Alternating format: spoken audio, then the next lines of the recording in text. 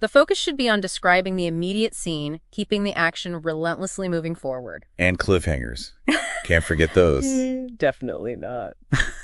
The guide stresses how important it is to end chapters, or even just scenes, with a moment of high tension or a surprise revelation, something that leaves the reader desperate to turn the page. Even in longer stories.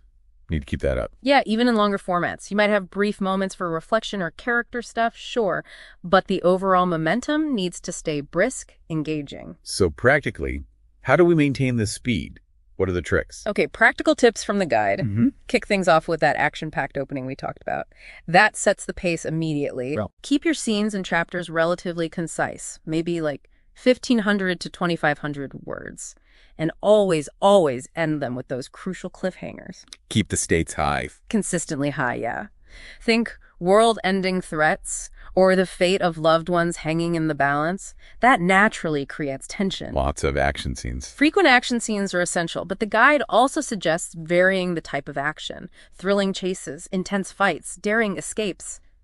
Keep it fresh. Mix it up. And be really careful with exposition. Weave in only the absolutely necessary info and do it in small doses. Don't stop the action for a big info dump. Okay. And finally, that classic Pulp tool, the ticking clock.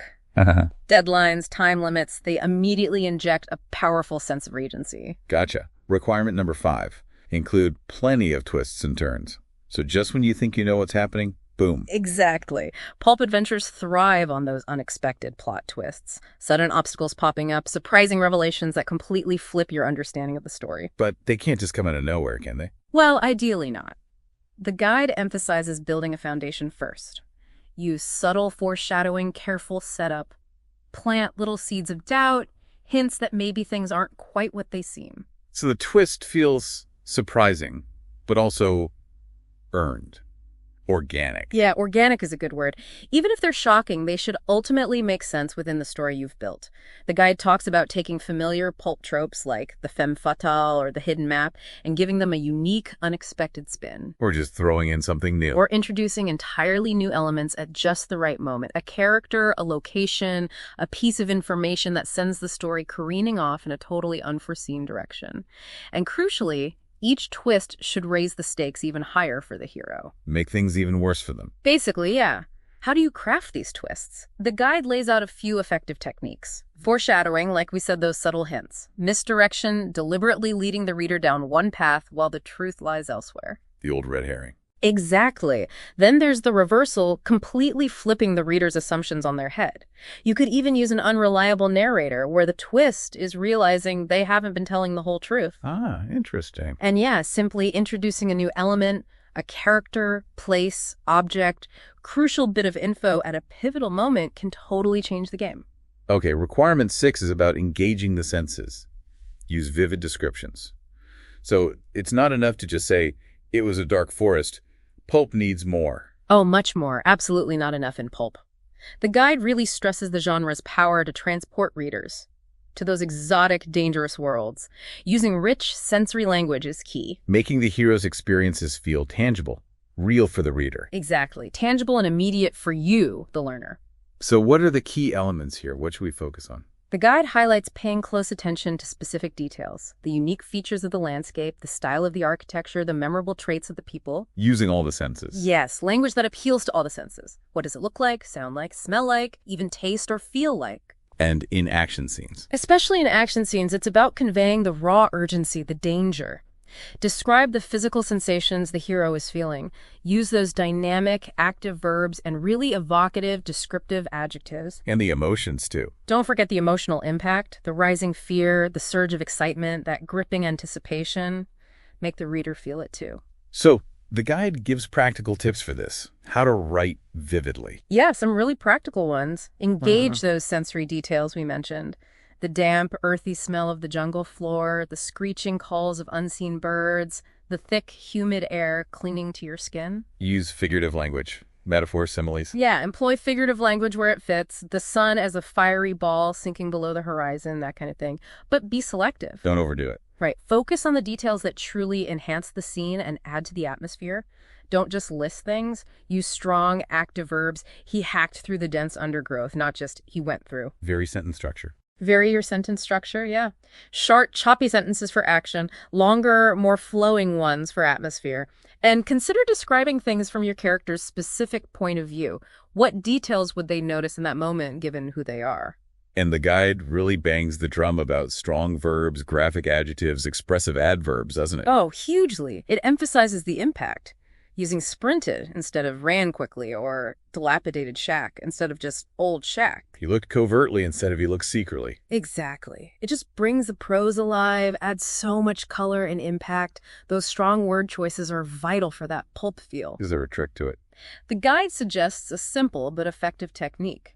Try to consciously incorporate at least one strong active verb, one graphic adjective, and maybe one expressive adverb into your sentences. It really gives them punch. And use a thesaurus. Absolutely. Hit up a thesaurus, do a quick online search for stronger synonyms. It can really elevate your writing. Okay, finally. Requirement number 7. End with a bang. So the ending needs to be as explosive as the beginning. Precisely. No fizzling out allowed in pulp. The guide stresses the importance of a thrilling, decisive finale, something that provides a satisfying resolution but leaves a lasting impression. Building to a climax. Yeah, building towards a clear climax where the stakes reach their absolute peak. Everything comes to a head. So what does this explosive ending actually look like? Well, the guide suggests a suitably action-packed final showdown, a dramatic fight, a high-speed chase, that tense final confrontation with the main villain. Lots of action verbs again. Definitely. Use that vivid, active language to really convey the intensity of the moment. But it's not just about the action, right? Needs to be satisfying emotionally, too. Exactly. The resolution needs to feel earned, emotionally resonant. The hero should achieve their main goal, though maybe at a cost, after making difficult sacrifices. And any major loose ends need to be tied up neatly. Give the reader closure. Yes. And to really nail that end with a bang, the guide offers some specific pointers. Like, Raise the stakes to their absolute highest in those final scenes. Bring all the different plot threads together somehow. Unleash plenty of dynamic action using those strong verbs. maybe one last twist. Consider throwing in one final, unexpected twist just to surprise the reader one last time. Ensure you tie up those loose ends for closure.